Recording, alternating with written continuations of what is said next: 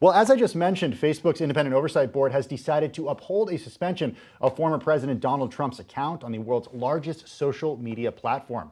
The decision comes with deep consequences for President Trump, for the company, and the U.S. political conversation. Social media platforms are under pressure to police false or inflammatory content on their sites while being accused of favoring liberal views and punishing conservatives.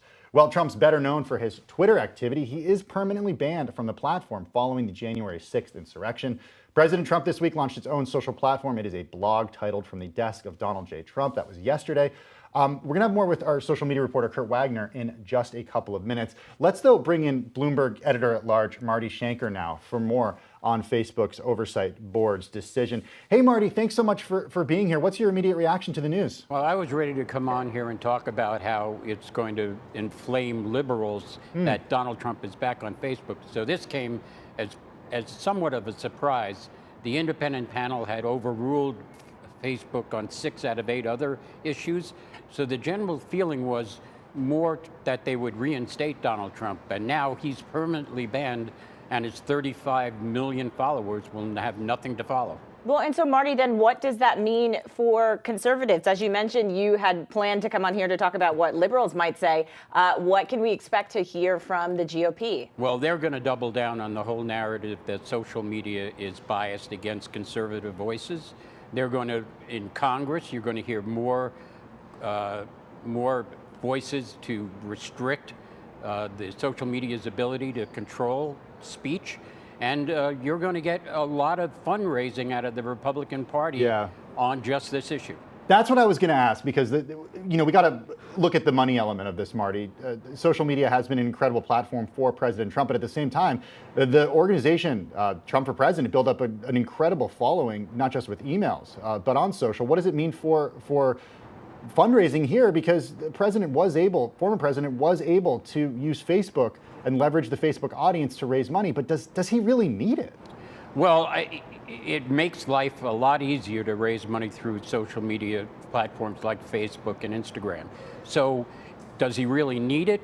Probably he'll find ways to raise money in other places, but it's going to be significantly more difficult. And, there aren't many alternatives out there. Marty, do you see other politicians maybe looking at this and potentially seeing how this could affect them? I mean, we are still a year and plus out from the 2022 elections, but I imagine some politicians are thinking, this could potentially have an effect on me or my future campaign. No, there's no doubt about that, Jen. The fact that it's Donald Trump may give ease and comfort to liberals, but the winds of social discourse change in this country quite often, and this could come back and affect politicians and figures of all stripes. Well, Josh Hawley has that new big tech book that has come out, The Case Against Big Tech. The Tyranny of Big Tech is what it's called. I'm wondering what it means for Republicans in the Senate and in the House when it comes to regulatory issues with Facebook, with other social media companies. Does this mean they are going to go after these companies more so? And what could they actually do from an antitrust perspective and from what they see as a censorship perspective? Well, Section 230, which everybody's been talking about, which protects Facebook and other platforms from being sued. The liberals and the Democrats on one side want to make sure that they police the content on their platforms, whereas the GOP claims that those social networks are affecting their ability to communicate. So it's going to be very interesting to see whether anything is done in Congress despite objections to Section 230. Marty, I know you mentioned that you said you were surprised by this decision. I just want to know, why did you think it could potentially go the other way? Did you think just the political pressure from other lawmakers, from Trump's base, was just so much so that this board was maybe going to reinstate his account? Well, this board was composed of a diverse group of journalists, of academics. Someone from the Cato Institute was on it. So, and they had overturned 6 of 8 previous matters referred to them by Facebook. So I just felt that the atmospherics were that they would allow Donald Trump to go back.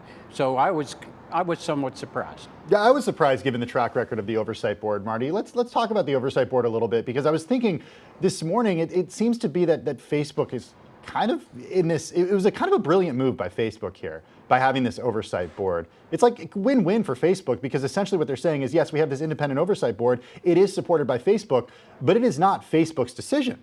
Ultimately, no. It's this Oversight Board's position. So Facebook is essentially keeping its hands clean and saying, hey, it's not up to us. And either way it could have gone, it would have been a win for Facebook.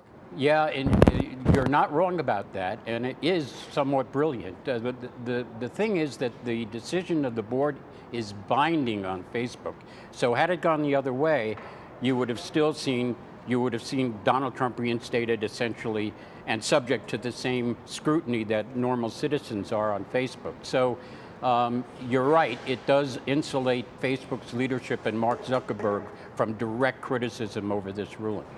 Marty, what is the significance of some of these members of the board? I mean, I know you mentioned a few of them, but for people who maybe don't know some of these names, what is the significance of some of these people who are on here? Well, I mean, they did try to choose people of very diverse backgrounds. The former Prime Minister of Denmark is on there. It's an international group, free speech advocates, conservatives, and only 5 members of that committee actually make the decision and recommend it to the larger 20-member board. And they have to, by majority vote, affirm that decision. So as far as we know, it could be as little as 10 people who made this decision. Jason Miller, who works for former President Trump, just sent a tweet that said a statement from President Trump is coming shortly on this. Marty, what do you make of President Trump's foray into what he refers to as an online platform, but I think is really can be more accurately summarized as a blog, as a really rudimentary website that allows him to post things that can then be shared to Facebook and Twitter? What do you make of his foray into that? Well, I mean, I think the people around him realize he must figure out a way to get his audience back. There's some report this morning, I believe on Axios, that said that social engagement with Donald Trump is down like 80% or 90% from pre-election. So if he wants to have an impact on the election, he is going to have to find platforms that can get his voice out. But does it be difficult? Yeah, I mean, does in this day and age, does a candidate need a platform? It's Donald Trump we're talking about. He could, and he could have done this between January 6th and January 20th. He chose not to do it, but he could have called many press conferences. He could have said many statements to the White House press corps. Even now, as former president, there are still organizations and journalists who cover him. He could have press conferences. He could.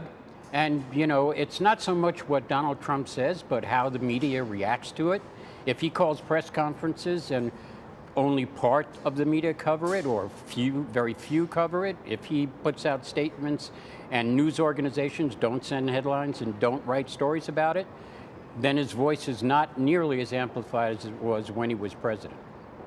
Hey, Marty, we just got a statement from the Facebook Oversight Board. We just want to read part of it. It's a pretty long statement, but it's just saying the board has upheld Facebook's decision on January 7th to restrict then President Donald Trump's access to posting content on his Facebook page and Instagram account. However, it was not appropriate for Facebook to impose the indeterminate and standardless penalty of indefinite suspension.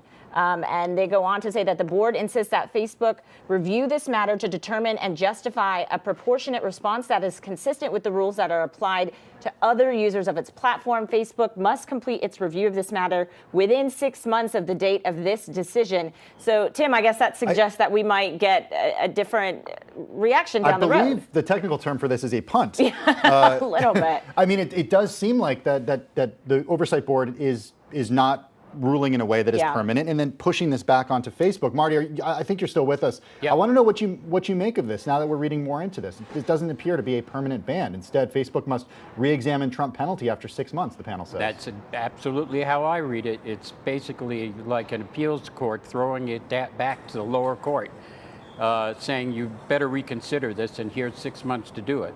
Now, they could come back, Facebook leadership could come back and reaffirm the ban, and then someone could appeal that to the committee, and we could have this whole round again. Hey, Marty, just last question. Do you anticipate hearing anything from the administration, the Biden administration, Jen Psaki potentially? Do you think they stay away from this altogether, or will they comment? They won't go near it. We'll see. All right. Well, thank you so much, Marty Shanker, Bloomberg News editor-at-large. Thanks so much for your time and for all of your insight on this breaking news. We'll have more on this breaking news in just a few moments when Bloomberg's Facebook reporter Kurt Wagner joins us bright and early from San Francisco.